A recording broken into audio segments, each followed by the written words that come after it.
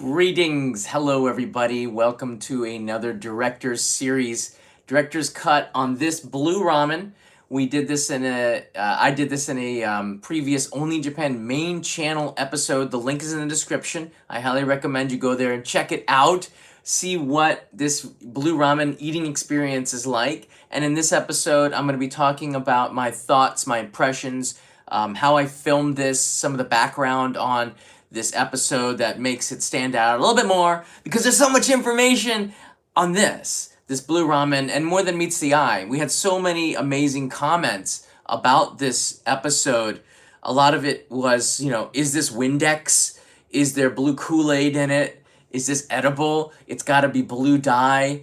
And I can tell you, all of that is wrong. It is not Windex. It is, which is the most written comment on Only in Japan on the comment section. This is we believe very highly it's made from a blue algae that is naturally occurring, and because the chicken broth is a lot thinner in color than the other meat-based broths, the color comes out more like this. It's a clear chicken broth. So yeah, really adds to it. So we're gonna go and look at this episode, and also I asked Hana, who was my assistant, who was also on location during the shoot, her impression, and it gives us a different way to see this because she's Japanese. What it was her takeaway from what the chef said. So we're gonna go into this all in really great detail.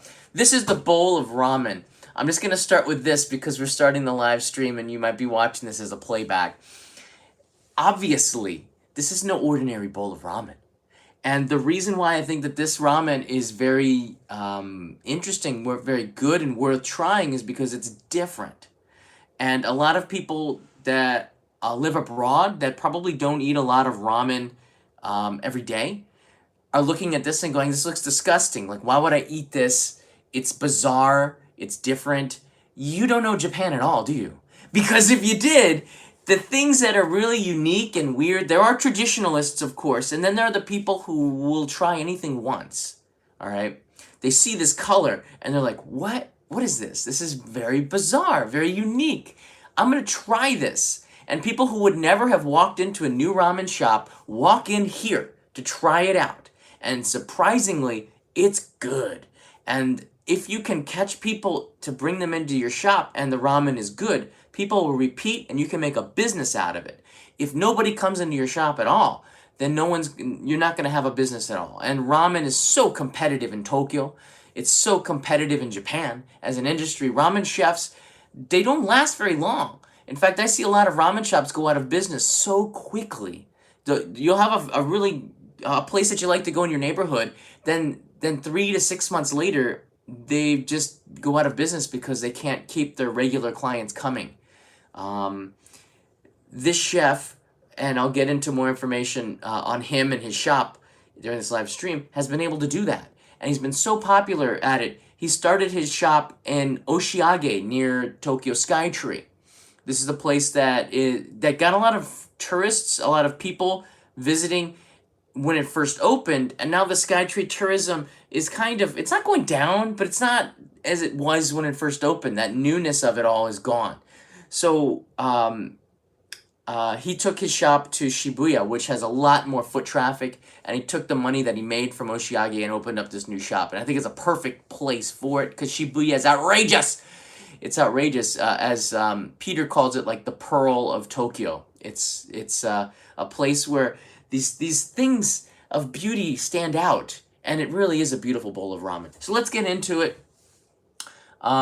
This was put up about a week ago on Only in Japan main channel and has 180,000 views to date.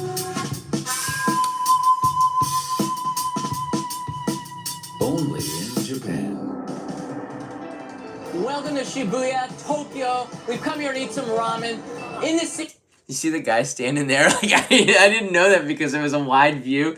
I guess when you film, anytime you film on Hachiko Crossing here, you're gonna have people watching you. It's not for the shy, but it's also the perfect place. If you can get this bokeh, I was shooting on, I shoot on this GH5, And this is a 12 to 35 inch lens, but I have another lens here. Is this it right here?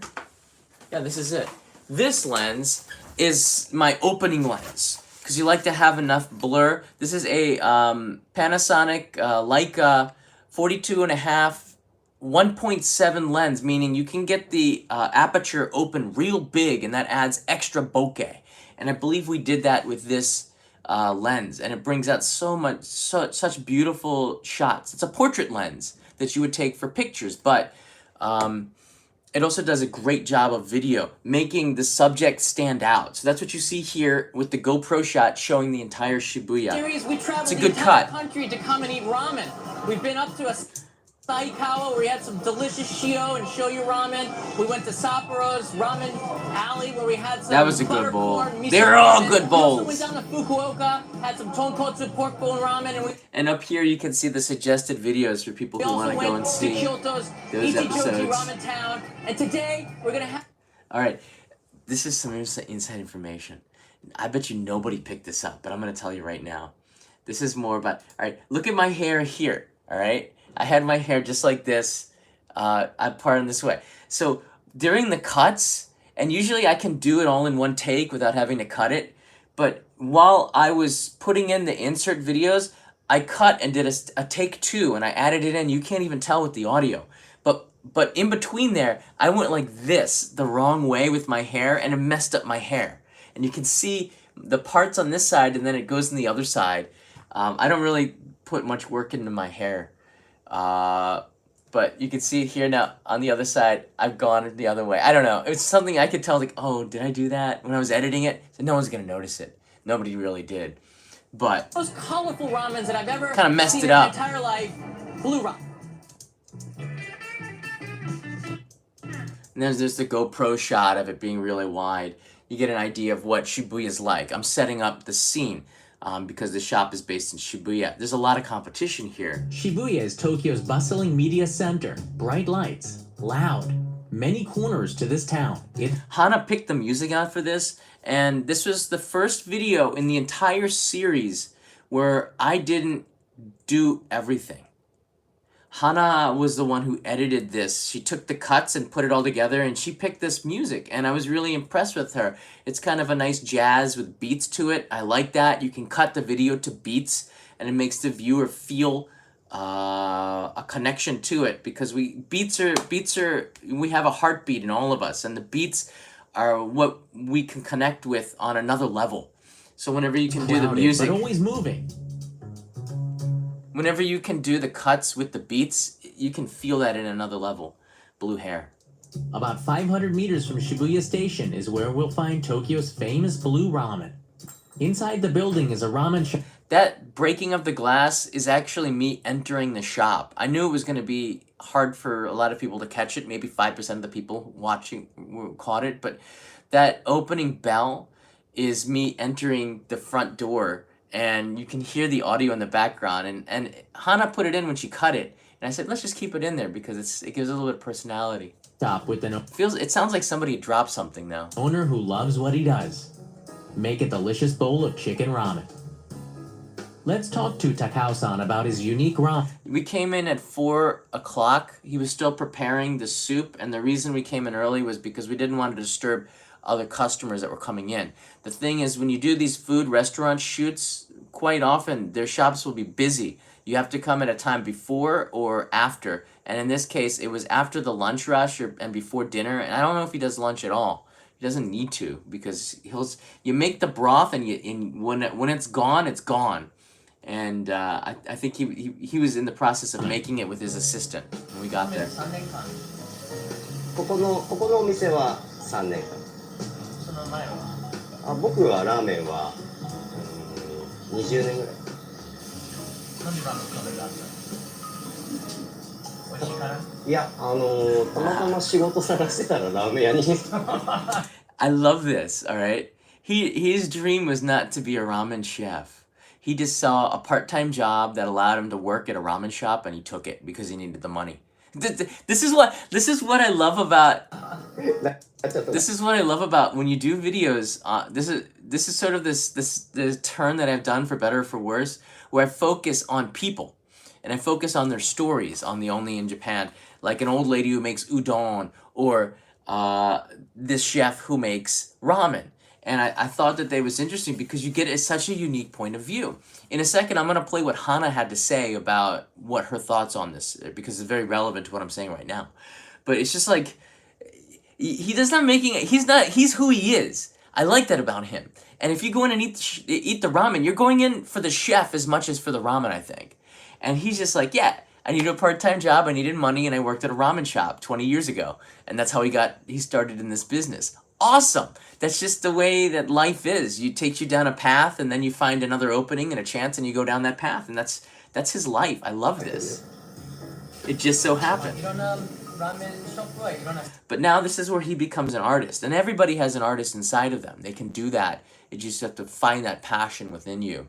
I think that that's very important. Russell Larry writes in here, is there another shop that you haven't visited yet that you have your eye on for future show? Absolutely, Russell. There are several. I'm not going to tell you where they are yet. But there's a couple of areas in Japan that I have not visited that are very famous for ramen. We've been to Asahikawa ramen. We've done a lot in Hokkaido. We've been to Kyushu's Fukuoka, which is very famous for the pork bone ramen.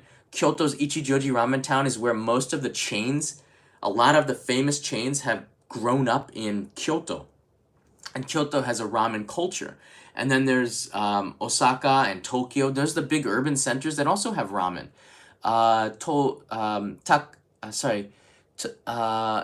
Toyama City has the black ramen, and I don't think that that's that special, to be honest with you. It's just very salty, but that's their city. So every city has their take on it, whether it's the noodles, the broth, or the toppings. There's some unique thing that they've changed in each city, in each region of Japan. So ramen is a reason to travel. You're always going to find something different and unique. There's always the usual... there's always going to be the usual shoyu ramen, shio ramen, miso ramen, kara miso ramen, spicy miso is one of my favorites. You're always going to find that in the shops, but it's the specialities that draw people in. And like people who go to Toyama on the Sea of Japan side are going to go there and they're going to want to try the black ramen because it's just part of the Toyama experience. Like, oh, I want to try black ramen because I'm in Toyama. That's how people think in Japan. They'll eat the food that is famous or a speciality of that region, and that's really cool. It makes it fun to travel around Japan. Makes it fun. So I asked him, what is the attraction of his 僕の ramen? スタイル、僕のスタイルは What's his style? 美味しいのは当たり前。Delicious is, of course, delicious. でもプラスアルファ But there's something 何 else か to it. ないと他と同じじゃつまらない。 It's all about that X factor. How do you be different? Be more fun. I don't know if this expression plus alpha is an expression known in outside Japan. But whenever I do business, they go, okay, there's the usual basic service, and then there's this plus alpha. Alpha being everything, and then just something more. Like everyone in Japan uses plus alpha. So I thought to me, it's like the X factor, right? In American English. So I put in here X factor just in case people didn't know what plus alpha was. So it's something special that takes it to a higher level, which could be, I don't know, beta, theta, epsilon, lambda, I say with Hana. I don't know, just some Greek thing, just the next level. You can see here the menu. He's evolved the menu. I didn't go into it too much, but he's got red ramen, which has ginger in it. So he takes an extract of ginger, and he has kind of a purple ramen, like a green purple ramen, which is a muscat, he calls it. And all these are made from natural, it's not artificial coloring. And the reason why, I'm going to do after I show you the Look at the process menu now. you see here. It's the color. He can't use artificial, and It's I'm going a to tell you chicken-based why. broth I'm going to soup tell you why. made fresh daily. All right, Hana had continued with the jazz music, but I shifted gears to something that was like, I wanted something that was like working in the kitchen. So it's very, very hard. And one of the reasons why Only Japan episodes take so long is because I'm not lazy about it. I narrate, I make a story, I don't just talk at the camera and use that and just cut it and slap it up online. I can't do that with the main channel. So I have to find the perfect music that fits. I have to make my voice fit that scene or feeling. You have to watch it a couple of times and feel it. And I think that's what makes Only in Japan special to me. It has to have, just like the chef who's very artistic with his ramen, I have to be artistic with the way I make it. So you, when you watch it, have a feeling. For better or for worse, that's my style. The chef starts with that, heats it up to the right temperature. You can see the broth is a lot clearer or weaker than typical pork bone broth. Some garlic is added. これニンニクが Garlic. I wouldn't say it's weaker, it's just lighter. Then the secret sauce. Lighter. Alright, here it comes. Alright. That's a pretty deep blue in that bowl. And it can't be artificial because a chef in Japan, the one thing that I've learned in 21 years here, and I've been sharing more about my experiences recently because that's what I can do that's different than other YouTubers, right? I can share what my 21 years have taught me. It says, my 21 years in Japan have taught me that money is very good to have, but money will not buy you a reputation.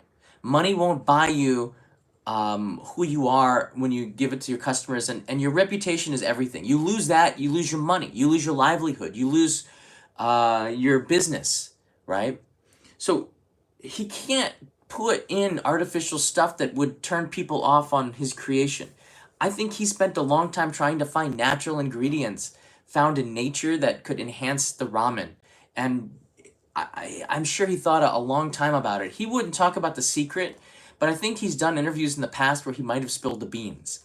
And I believe those beans were, not beans, but like algae. And there's also a Malaysian flour or a pea that you can use that brings out the same color. In North America, I don't think we use this kind, we would use artificial coloring in the United States. We have dyes in this for food coloring. But in Asia, we have this kind of color here. And I think that that's something that a lot of the commenters just didn't get. This isn't the US anymore. This is Asia, man. We got weird colors in Asia. Oh yeah. We also got food coloring too. Don't get me wrong. I mean, there's some bad stuff too. But in general, we try to keep it very natural. And you have to with this because he's a ramen chef. The competition is too fierce. His reputation is too important. He's not going to use a food dye. He's going to use something natural. And the reason why he hesitated when I asked him in the interview is because he didn't know how to answer that question, I think, without spelling the beans, about telling the secret, and he didn't want to tell the secret. And yeah, it seems like it was suspicious. I could see how some people would think. All right, let's watch the rest of this here. Tare. Very sauce. This is a tare. Tare is sauce in Japanese. T-A-R-E, tare. ね The noodles are boiled. When the shop is packed, it gets pretty active back here. I'm the only customer. The noodles He's are a little cooked for a special. couple of minutes. The broth is added to the blue tare. 入れます Chicken broth is mostly clear, so it mixes well with the blue, not altering the color much. I like that. It did weaken out, but it retained the deep blue. The noodles are strained, then added. While I'm filming it, I'm like shaking my head going, this is just surreal. I can't believe that I'm looking at blue ramen. Like I was literally like shaking my head. This blue ramen, what? It's just really wicked. And I see here that Gem Defensor's Guidance, one of these animated emojis, very cool. Thank you. Thank you. Our #1 fan. Ah, the noodles Fold go it in the neatly soup. in the broth.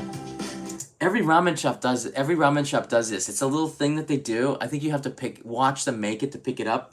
After they put the noodles in, they'll straighten it out. They have this thing, whoosh, and then they'll put it like this, so it's nice and pretty in the bowl.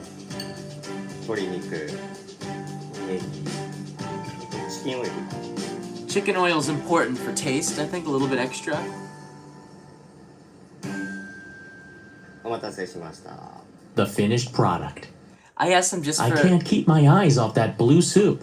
I asked him just for the basic blue ramen. I don't know if he has any other toppings, but this is what came in front of me, and I just wanted to take pictures from it from so many different angles. I'm like, wow, insta buy. I'm gonna just like there's so much I can do with this ramen. This is crazy.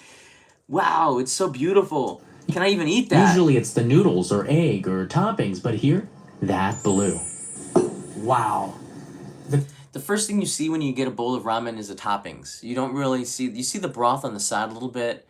You see just like, you know, the it's like a bunch of clouds in front of the blue sky. So the blue, you don't really notice it until you start taking the toppings away, and then you get into the broth. But with this, the broth is so pronounced, and the contrast so great. It's the first thing you see, and that's interesting because for a bowl of ramen, it's usually would be the chashu or the noodles or the toppings, but here the broth. It's just a different thing that from that experience, the eating experience. Color does impress. It kind of reminds me of Yeah, I did plan the blue shirt, by the way. I did plan it. Ogasawara. When I was scuba diving there, going around the islands, you could see the beautiful blue color of the water, the Pacific, boning blue they called it. It really reminds me of the water of Ogasawara. I guess it's like a Hawaii blue, maybe. All right, let's try this ramen. Here we go. That's the same music I used for the Ogasawara video that I produced when I went there. That video went online last year, and then about 2 weeks ago I put the scuba diving video. Definitely go and see that one and leave a comment. The scuba diving video was pretty cool with sharks and Japanese World War II wrecks, ships that were sunk by the Allied forces in 1944. It's a pretty cool episode. You want to go see that one, but the colors of the sea there, very much like this ramen. It's like they should serve this in Ogasawara. Itadakimasu. There's only like a population of 3,000. It wouldn't be like that's how many customers he probably serves in a day. Now, I know this is a chicken-based ramen. You can see the chashu is actually chicken instead of pork. Being different makes it a fun and memorable experience. Noodles are soluble, so the they blue will color take has some come of the into color the in noodles naturally. a little bit. He doesn't care what I think of the ramen. And this is part of the next interview when I'm going to play with Hana. He doesn't care. I mean, he's smiling and all that, but he doesn't care. He's not like saying, how is it? How is it? Like staring over me. He's done his work. It's like an artist. Here's the painting. Voila. Now I'm done. I'm going Really for good. smoke. It's salty. So it's like a shio-based ramen. It's really good. I don't mind the color of it, you know. You kind of lose that traditional color of the noodles, but you get blue with it. I like that. Anything that's different or unique and it adds to the experience that you would have every day is a positive to me. The blue soup has Like turned this. the chicken steak It's blue a different too. feeling. This ramen is more than just a gimmick. It's really good. It is really light good. in the stomach compared to heavier tonkotsu pork bone ramen. I don't eat a lot of ramen anymore. I used to. Ramen is not the best thing for your health. It's loaded with fat and cholesterol. There's a lot of good stuff in there, but it's not healthy. It's a snack, all right? I wouldn't call it a meal. It can be a meal, fill you up, but it's like a snack. And I think you need to know that when you eat this, it's not oily. It's lighter, and it feels healthier for you, and that's good. I think. I've started to eat less and less ramen. So I liked it. I respected this bowl. Respected. Now, the Hanjuku tamago. This is my favorite part. I think the egg is more striking uncut and all white in the blue soup. Oh, Everyone knows the half-boiled Hanjuku tamago eggs are my favorite topping.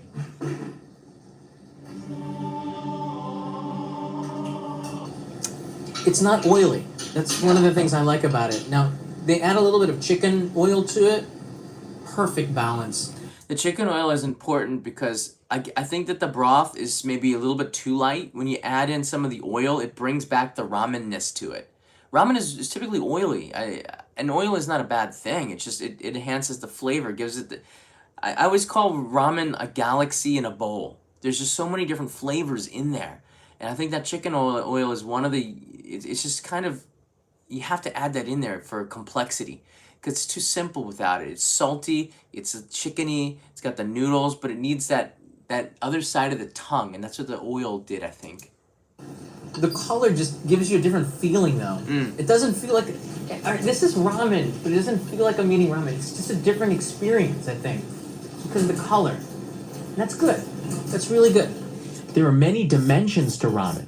To say one is the best in the world can never be completely true because it's totally up to each person's individual taste. This is so important for you to understand this, all right? This is from someone who has eaten a lot of bowls of ramen. And we'll get into Q&A at the end of this, by the way. Anybody who says like Ipuru or Ichiran is the best ramen in the world, you're just like, you haven't eaten enough ramen, all right? It's good ramen. They're chains, okay? It's good ramen. But I think there's so many different complexities and everybody has their own tastes. There's not gonna be the best in the world of ramen. You can't rank it like that. And if you're a critic, maybe that's the best for that critic because everyone has a different taste. It's just, to me, for some people, this could be the best ramen in the world because it's lighter, it's chicken, and it's not pork. It gives them a feeling.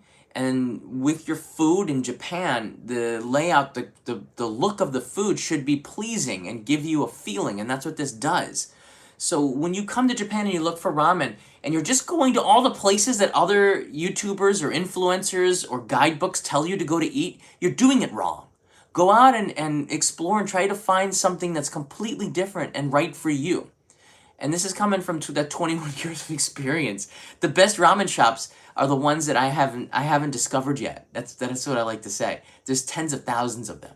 And there's always a new flavor or new something, or there's always one that's better than the one that you've had. So Ichiran and Ipuru can give you a good bowl, but they're definitely not the best because the best is something I haven't found yet. And it could be the best for like 2 months, and then for some reason it deteriorates, and then another best comes. You have to understand that when you come to eat. Someone who doesn't want a heavy ramen and is looking to take a trip away to the calm tropical island waters Michelin for a few star minutes doesn't would mean it's love this. better. I wanted to find out the Michelin secret star. of the blue and Takao-san's philosophy behind his ramen. このラーメン何塩ラーメン塩ラーメン。なんで青色ですか The mic was on him, and that made it really hard, so the audio was a little bit off. It's one of the things I regret with this. I missed on the audio here, so I had to raise my voice up a little bit. のり In the background, there was a sound of water running and the fan going, and I couldn't edit that completely out, but I can take down the hiss a little bit. So the sound was not ideal here. 秘密ですか秘密。あ、そう I knew it! I knew it! それは秘密だけど、まあ全部自然な材料です。 That's where he was hesitating a little bit. I said it, so everything is natural ingredients. He goes, It's kind of course it is a feeling. I think it came off a little bit different. Like, oh, that must not be real then. But it's real. なんで青緑じゃなくて紫じゃなくて青海とか空とか、綺麗でしょ。 Yeah. 僕は食べてる人のことは何も考えてない。 I love this part because, look, when you make it, he's not influenced by what people think, right? He's influenced by それ What's this が next? 食べ物 He の is influenced by what makes him feel good, and he's sharing that with people. So he's not coming from it from a point of view like, oh, do they like my ramen? Do they like my ramen? No, he's confident that they will. He's coming from it like, do I like my own ramen? Does it look good enough for me? And that's different, I think. 色じゃないみんな思うけど、それ関係ない全然。 It doesn't really matter to me. I love 僕は this. 綺麗なものを作る。 I just create what I find beautiful. だから綺麗なものをとにかく綺麗に作る。 How can I create beauty? That's all I think about. That is, and everyone who's so fascinated about the ramen, for me, the chef was the story. The chef is the story of this. Look at the way, forget the blue ramen. Look at the way he just approaches making ramen. All these episodes, day in the life of a ramen chef and all this stuff is good. But I'm interested in what's his approach. Look at this from a diagonal point of view instead of straight on. Like, turn your head and go, why? He does it because it interests him. It's what he wants to do. It's his art, his way to express himself And people who come in here appreciate that and like that. So he's connecting with the eater through his art, through his food. And that's just a different way to approach food. I don't go into Chipotle in the United States and ask for like a free-range chicken burrito and connect with the artistry of it. I just know it tastes good. Here, it's different. You're not just eating a blue bowl of ramen. You're finding a way to connect with an artist or a master or what makes him feel good, and he's transferring that feeling through food to you.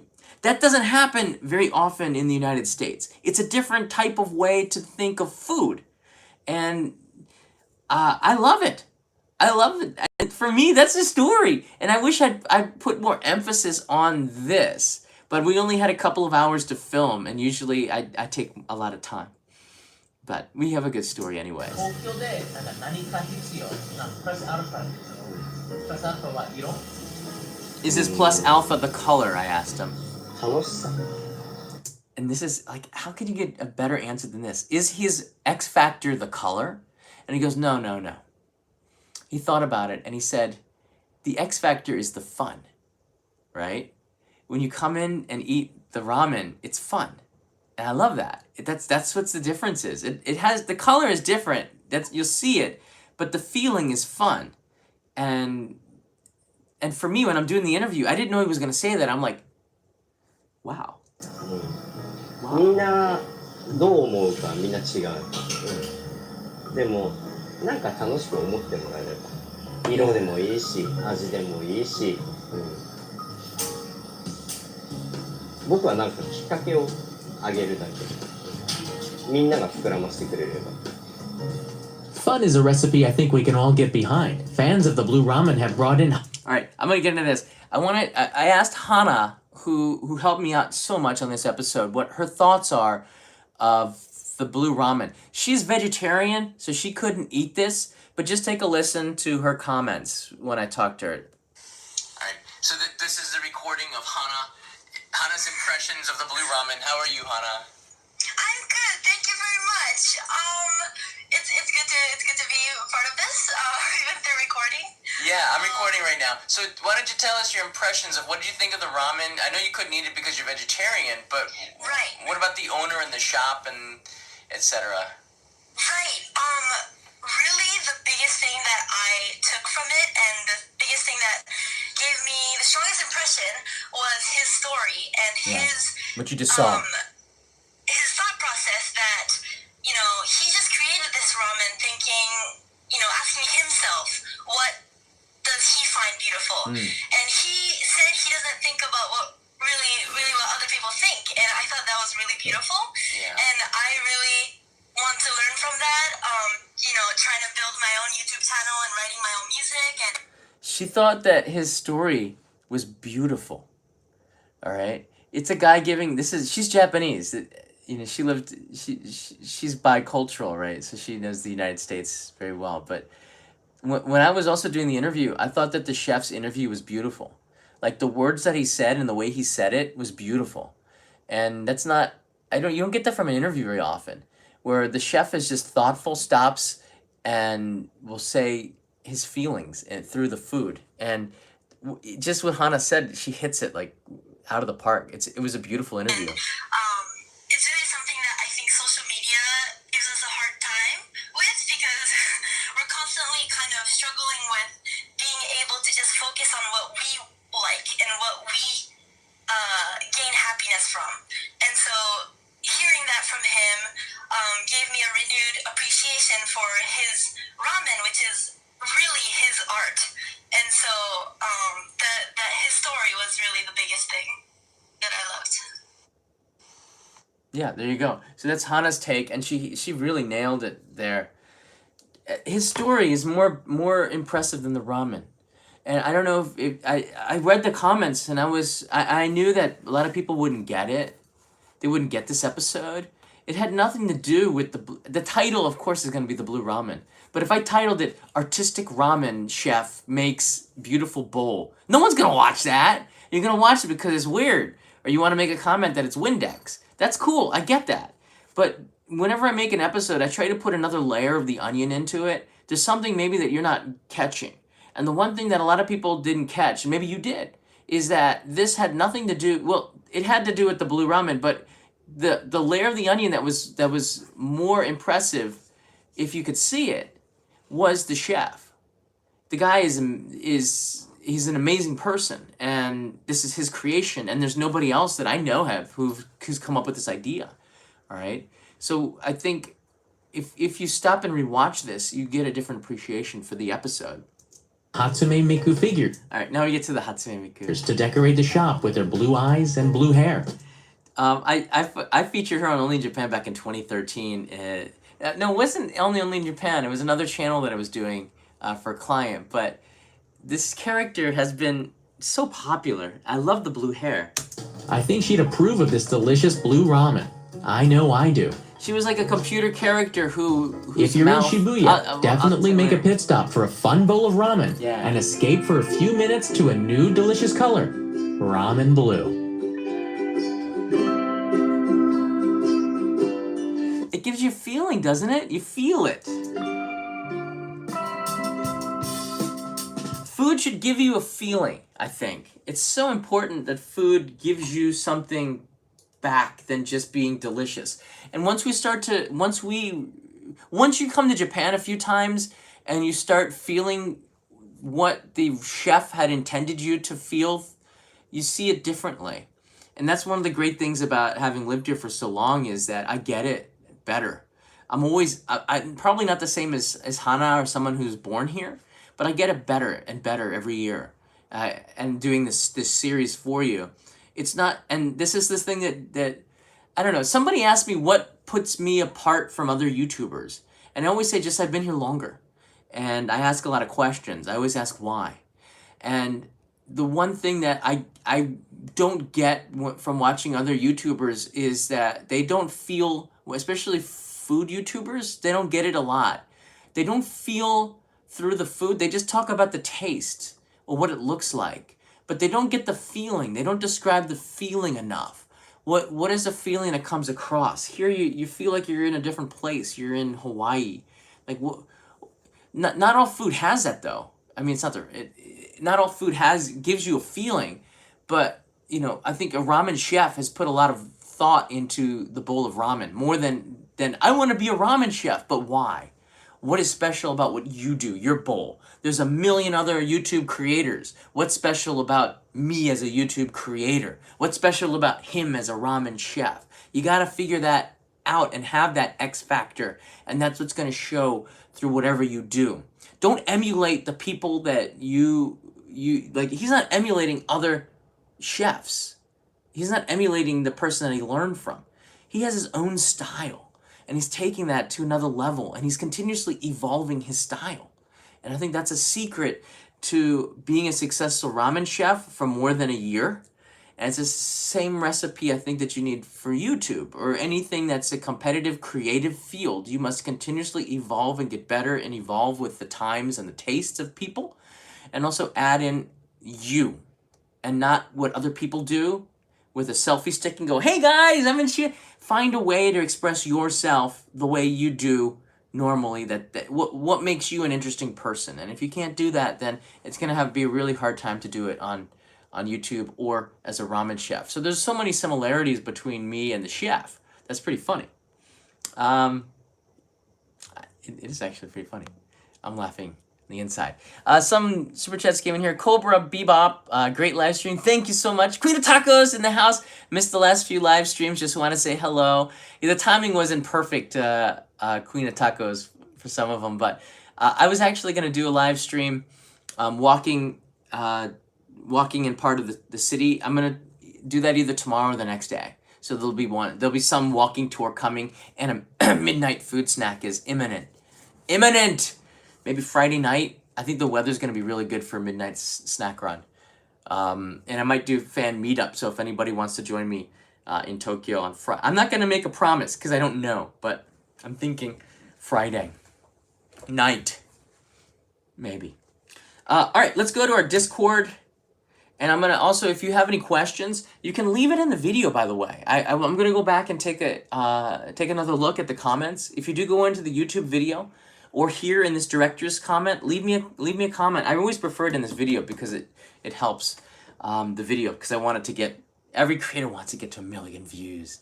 But I think that there's so many questions that people have that need to be answered. So let's go to your lives, to the chats here, as well as our Discord server. And right now, a moderator is going to put in the link. If you want to join us on Discord, we have 2,500 members in this community, and it's increasing. It's free to download, and you have 24/7 only in Japan. The members here have, almost all of them have been to Japan. And you can ask questions about your trip, planning it, or information about anything having to do with Japan, and someone will answer. It's pretty cool. So I'm happy to have this Discord server, and I'm happy to have UFO Bob in the house. Is he in the house? Bob, are you there? Indeed, I am. And Nosh, are you there? And that's not, by the way, that's not their real names. I just so you know. Nosh, are you there? It's here. Jason, Jim, how you doing? You guys have any questions while we're live right now? Sure thing, John. Can I ask you something? How deep will he go? Go ahead, Jim. What would you say was your most memorable ramen experience? That's a good question. I had a bowl of ramen in Fukuoka from a chef, Unari, I think the shop was called, and and it was highly recommended to me. And that flavor, just the way it was mixed up, I sat there in just great appreciation of what sat in front of me, and I was moved by it. And that ramen shop still exists. It's in it's not on the ramen, what do you call them? Stalls on the riverside, but not too far away from it. All the Fukuoka people know you don't go to the stalls on the river anymore because the tourists go there and the quality's gone down. But this place, Jim, moved me. Everything about it was perfect, that bowl of ramen, except the size. I wish it was bigger. But that one was good. I love that one. Cool. Awesome. Good question. Jason, Bob, Nosh, anything? So, what advice would you give somebody who has a psychological aversion, like the color of their ramen? Do you mean like it because it's blue, it's too weird, so I can't eat it type of psychological aversion? Yeah. No, that's not. I'm not talking about myself, but I know people Yeah. who would look at that and say, "Well, no, that's not ramen. That's too strange." Yeah, I think if you read the comments in the Blue Ramen episode, you'll see a lot of people don't get it, and that's okay. I don't think that you can. If people don't want to eat it, they're not going to eat it, and I think it's not good to try to waste time convincing people that it's good. You have to try it. You either want to try it or you don't want to try it. But the one thing, instead of telling you to eat this particular ramen or ramen in general, what I would tell you, I'll take this tact, UFO Bob. If when you come to Japan, the food is different than in your country, in the sense that the chef in most situations wants to convey a feeling to you, and the way you eat your food. That's why I always say, like, when you eat with chopsticks, it's a little bit different than when you eat with a fork. And when you eat a ramen, it may look weird, but the idea is to try to disconnect yourself from the way you eat back home and try to find a way to connect with what's in front of you. I don't know if it's possible. I think people who go to an art museum, there's people who can appreciate the art and they look at it and they see something inside of the art, and then there's people who can't do that. They just want to go to the cafe and have a big cup of coffee. I'm that person, actually, the coffee person, quite often. But when it comes to food, my stomach does all the thinking, and I see it in a different way. Vern, I hope that answers your question, but I think it's deeper than just the ramen. That one doesn't go to a museum and find a painting and just want to puke. The problem is I saw in the comments that so many people were just saying ew and ick, just on the thought that it was blue and nothing else. It was such a visceral reaction to the idea of a blue food. Yeah, when I went back and looked at the comments, it was surprising to me because I know that if you go to Harajuku, you'll see so many different foods that have been colored. Cotton candy, blue cake, blue. And this is all not natural stuff. Cake, I've never heard of anybody adding natural ingredients except maybe in Malaysia they use this flour or pea, I think, butterfly pea. But in Japan, they of course use food coloring, and I never see the ick, and I never saw the pushback on that. But from the ramen thing, I guess it was just so unusual for food that people would eat quite often to see it a different color, to see that other side where it was mostly people from the West who had never seen that color before in food, natural color. The reaction was surprising to me, and I didn't know how to take it. Like Windex, that wasn't I never even got that feeling. That was the most liked comments. It looks like Windex, and it does. We don't have Windex here in Japan, so it was somebody from the U.S.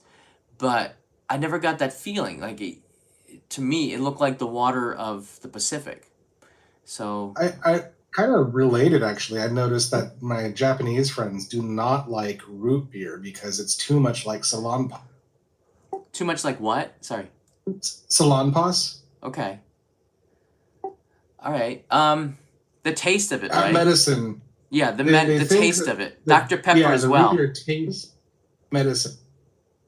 Hey, John. Yeah, go ahead, UFO Bob. Yeah, I'd like to comment on the presentation of the ramen. One of the things I liked about it was because he understood color theory. The fact that he used the white bowl to the blue ramen with the white egg, and for me, it reminded me of looking at the sky and the egg was like a cloud. Yeah, I think the fact that he didn't cut. Usually at the ramen shops they'll cut the egg in half, because when you see the Hanjuku tamago, the egg, it's so stunningly beautiful to me. That half-boiled, soft-boiled egg, Hanjuku tamago inside the ramen with the yellow, it's a beautiful thing. But he didn't cut it, and I think you're right. The white bowl, the white egg, and I wish I had some more time. These are some follow-up questions, like with the coloring. How deep was his thinking into creating this bowl of ramen? I think it was pretty deep, and again, like he picked what he liked. He went to where his core was, and he found a plus alpha X factor that would attract people, and to me that's genius. He has red hair too, by the way, so that was pretty interesting. He loves color, and color is a way for us to feel, and I like the way he uses it. And to me, he's a very unique, very special ramen chef. And whether or not you think it's a disgusting bowl of ramen, I still think that as a chef, the guy he's like spot on with being different, and that's why his shop is busy, and his ramen is good. Yeah. Yeah, it was pretty cool. I really liked the video of myself to Japan in time to enjoy that myself. Yeah. Notch, to follow up on the taste, Japanese have tastes that they like and hate. Root beer is not one of them that they like. Kanai's the same way. She's not a big root beer fan. She doesn't like Coca-Cola either. It's just too sweet. In fact, Coca-Cola is one of the least popular things in Coca-Cola vending machines. It's the green tea. So Japanese also have different tastes. If not, I guess a chef told me that Japanese have more intense taste buds. I can't put myself into their skin. Maybe they're right, but to me that was an interesting comment. Like, they taste things that maybe we don't, or other people taste. I don't 100% agree with that, but it's just an interesting point of view. I don't know if it's necessarily that you taste more. I think it's that you're just used to what you're growing up with. I had a friend from France come over, and they felt that American pepperoni was too spicy, which I had never ever thought of pepperoni ever as being something spicy. But they're so used to eating mild foods that the very subtle taste of the pepperoni was just too much. Yeah. Yeah, I can see. Yeah, I can see that too. It's the same foods that it's not just like American foods that we have, and then you see them in Japan. They're different, just like Japanese foods in America are different. Sushi is more like maki roll. It's just completely different. You see more salmon, safe foods that are easy to produce. You see less complicated fish in sushi in the United States. It's the same. It's always customized to local tastes, and that's another reason. The one thing that I want to go back to a meeting I had with another YouTuber, Eric Surf 6, and his channel, he has something called Mealtime Eric, and he does something where that's different than other YouTubers. He doesn't just focus on Japanese food. He focuses on different ethnicities of ethnic foods. And I like that because he's been here long enough so he gets it. The ethnic foods that we have in Japan are different than the ethnic foods that we have in the United States for us, because they've customized it for this market. And Japanese tastes, you can learn a lot about what Japanese like and don't like by eating your nationality's food in that country. And that gives you a good idea of what you like, and then like, why do the Japanese like it this way? Okay. And then it makes you think differently about Japanese food in general too, because it's hard for us to see. It's hard for me to see some of the things that a chef is putting into the Japanese food unless you can see what the Japanese like and don't like in general. And eating your cuisine's food is a good basis because you know what that is. Because before Japan, I had no idea about any Japanese food. I'd never eaten sushi before Japan. It wasn't big in the US back in the 1980s and 90s. Ramen either. I know that cinnamon and mint are two things that are also not appreciated. Yeah, that's funny. Cinnamon is not too big here. Cinnabon is too sweet, but you do find some Cinnabon here. But mint is a weird one because they just had mint Kit Kats as a flavor out, because in the summer, it was last summer that the mint Kit Kats came out, because mint cools you down. And if you eat the mint, your body feels cooler. So mint was like this trendy food in Japan last year. And now it's not that popular anymore. It's weird that mint was a trendy food. Like coconut oil was trendy, avocado oil was trendy, this Brazilian berry that's acai, which is supposed to make you healthier, was trendy. Like they were big and then they go away. Greek yogurt was trendy and now you can hardly find it in the supermarkets in Japan. So things come and go. Hummus is starting to become trendy. I can tell that the next trend is going to be hummus. It'll be here for a year and then you won't be able to find hummus anywhere. But mint was there and gone. So I don't know, like cherry Coke and vanilla Coke was a trendy thing that was here for a season and then gone. So it's funny, that's just the way Japan is. Mint was a trendy one. Maybe cinnamon was once in the past too. It's interesting, the last 50 minutes. No? Okay, cool. Thanks everybody. Thank you. Thanks, John. Thanks for your time, John. All right, so I'm gonna mute that. Go back to the page here, and if you have any questions for the next 2 or 3 minutes, I will answer them right here in the live stream. I want to say thanks to everybody who gave super chats. That is, I'm taking Kanai out to dinner tonight, so that's where it's going. Just so you know, Mr. Das, I still say Asahi makes the best blue stock. I would say that's pretty interesting. Asahi beer is really good, and that would be pretty good to put in there.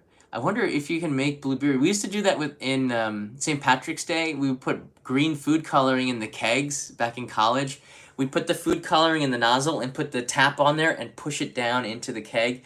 And then when everybody went to drink it, it would be kind of green and people would be freaked out. So that Asahi would be pretty cool blue. Yeah, let's go here to our live chat. What do we got here? Is it live? Yeah. Are there 3-wheeled adult bikes in Japan? I don't think so. There are, but usually old ladies, so they don't fall off. That is true. I'm looking at the questions here. If you guys want to rewrite them, my eyes are on them. What's the best place you've been to in Japan, John? That's really hard. I don't know, Ogasawara maybe? I liked Hiroshima as my favorite city because of the vibe and the food, and I liked Hokkaido in the summer and Okinawa in the winter. It's hard to say. What is the name of the restaurant to find the blue ramen? It's in the description right here, and there's a link in order if you want to find it there. The ramen shop is called Kiposhi, Ramen Kiposhi in Shibuya, and you'll find it right here. I'm pulling the map up. It's about a 5-minute walk from Shibuya's Hachiko Scramble. Here's the scramble right here. Hachiko scramble. Let me turn the... There you go. It's easier to see. Here's a scramble here. You just walk up, go past Tower Records, and it's inside of a building. Sorry, it's inside of a building before you go on the roundabout underneath the tracks, on the second floor. So I think it's near Family Mart, I believe, because Hana and I walked by there a couple times. It was hard to find. Once you find it, you never forget it. Yeah, there's a Tower Record here, by the way. People are like freaking out. Yeah, there's a Tower Record. People still buy CDs here. It's just Japan. People like to have a copy. Have you tried the fresh juice place near Yoyogi Park? I have not. I have not. I haven't tried bubble tea either, because when people said it was a big deal, that's when I do the opposite and don't eat it. I'm like that type of person. If there's a trend, when people were doing this thing like dabbing, I can't even do it. I said, I'm not going to do that. That's ridiculous. If somebody tells me to do it, I'm not going to do it. I grew up as a very stubborn teenager. Ask my parents. But that's also where creativity comes from, because you think of something else that other people are doing. You have to, I think there's a population of the people that will do things differently. They don't like what everyone else is doing. They'll find a new way, and that's where the new trends and the new things come from. But it's fun to take a part in it though too. Because remember when the Pata Pata dance was going on in the late 1990s, all the way in the 1990s, they had this Pata Pata dance. It was fun to join in with hundreds of people doing the same movements on these silly J-pop songs. Sometimes they had like lasers that were in certain directions. The Pata Pata dance was a trend that is no longer with us in Japan. Bubble tea is still a thing.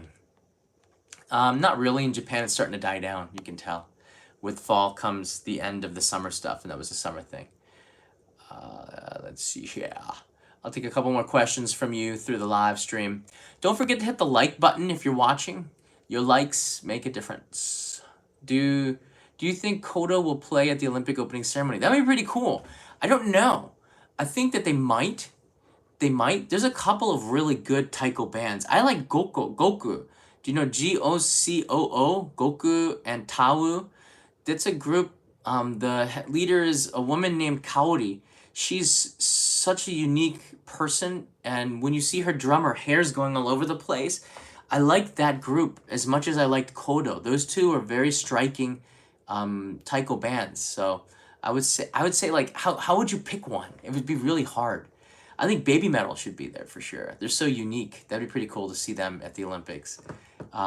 These girls playing heavy metal music. I like that. That's cool. And I'm trying to get an interview with them, with Danny, who's a viewer in Montreal, who's a big fan of them, to see if we can do something and ask questions, and maybe, because I want to understand more about Baby Metal, where their inspiration comes from.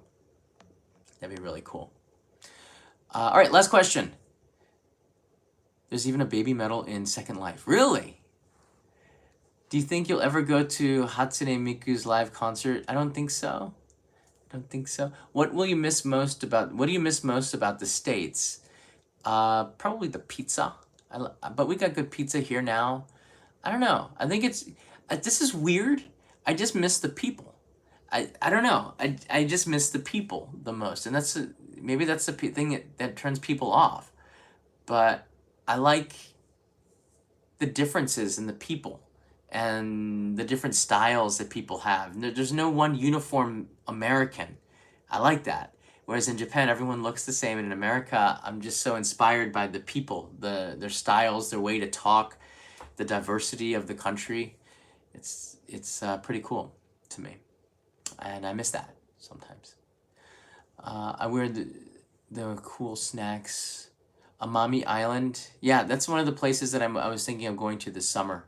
And I still might go to. What's the weather like? All right, the last question. It's a weather question. What? What's the weather like in late September? The weather in late September is awesome. It's very cool.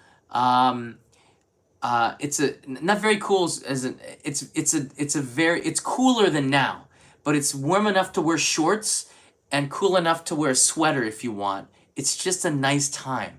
And the one thing that is bad about that time is there's a higher chance of typhoon hitting. And if typhoons hit, it's usually about 2 days and then clear skies for the next 3 to 4 days. So a typhoon isn't always a bad thing unless you're departing from the airport. Then could be a bad thing. But for the most part, it pushes the cloud out of the way and gives you clear weather afterwards. So if you arrive the day after typhoon, you're gonna have like beautiful blue skies and long views to Mount Fuji. And that's the only time you see Mount Fuji in the summer, when the typhoons clear out the air for you. I like Yamagata. Of course, there isn't a prefecture in Japan that I don't like. Everyone is different and unique, just different. So crazy. No one super chats this channel. They do. We got a bunch of super chats, but people just give what they like. You should do a collaboration with Sam and Martina. I did kind of. Do you guys know what I'm talking about? I asked them if so they're friends of mine, and I asked them if they would appear in it. So they were in my gift vending machine Tokyo episode. So was Peter. So was my friend Joseph. At the end of it, there was a scene where I gave them a present, and they were really cool about it. Oh, here it is. I love this episode too. First up, Simon and Martina. See? There they are! I gave them the pair of walkie-talkie watches. Look at that twinkle in those eyes. Yes, they really do work. Ah, the spirit of Christmas. Next stop, my friend Shingo. He loved... Yeah, so they've been in it. The thing with collaborations is this.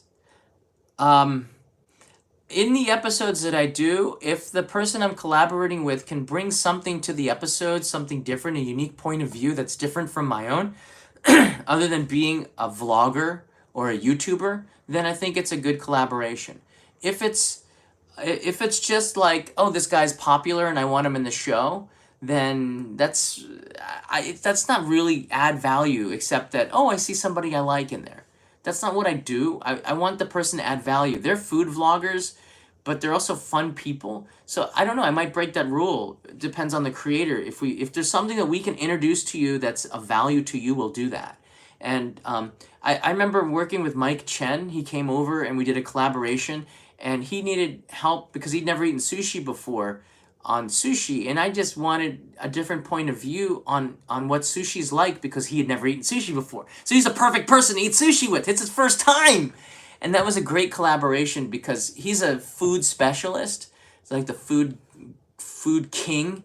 Guy can eat a lot, and he has so many great adjectives to describe food. And because he has all this experience, he could break down food in a unique way. That's why I like his episodes. Because he can break it down in a way I've never thought about food when I watch Mike's episodes. And he could do that with the sushi, and that was his value. I think that's great. So it depends on the creator. There's a lot of creators that I've collaborated with on the Go channel, and that's more casual. But for the main channel, they have to bring something to the table, right? It's all about your viewing experience.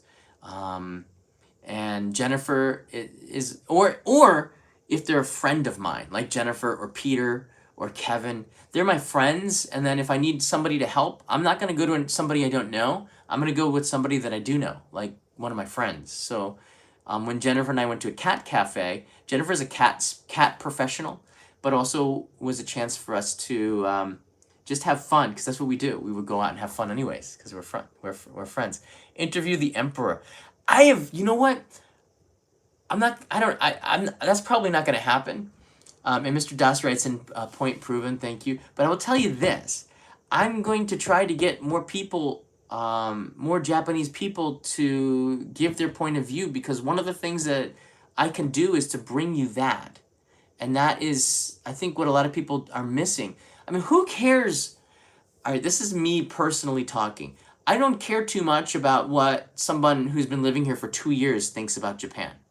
All right? I don't care, there's a cute person who lives here and she likes A, B, and C about Japan. So what?